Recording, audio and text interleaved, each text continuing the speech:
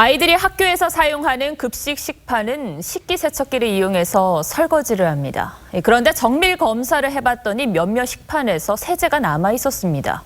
이 문제는 교육당국이 세제 잔류 검사를 하고 있고 문제가 없다고 한다는 겁니다. 문제 없게 나오는 이유가 있었습니다. 박성재 기자가 취재했습니다.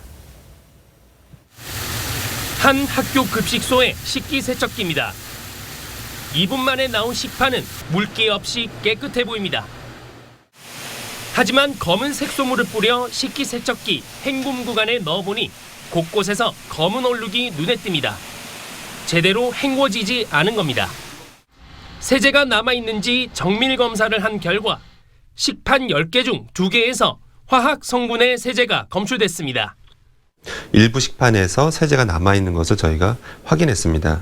홈집 사이사이에 있는 세제들이 충분히 빠져나가지 못하고 세제 거품이 쏟아지는 세척 구간이 1m 50cm인데 비해 맑은 물이 뿌려지는 헹굼 구간은 3분의 1인 50cm에 불과합니다. 게다가 헹굼 시간도 10초 정도로 끝나고 물의 양도 눈에 띄게 적습니다.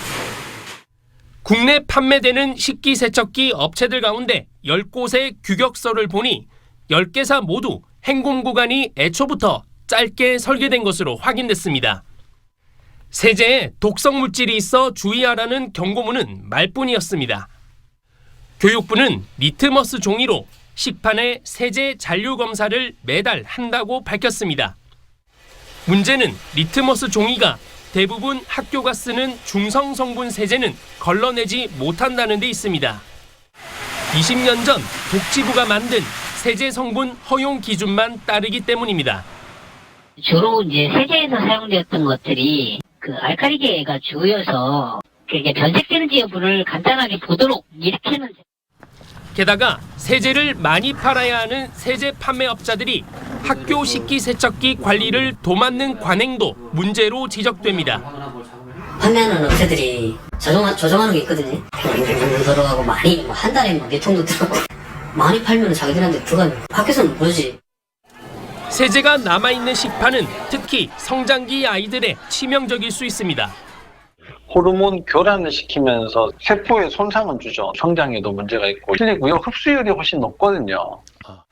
학교 현장의 부실한 식판 관리가 학생들 건강을 위협하고 있습니다.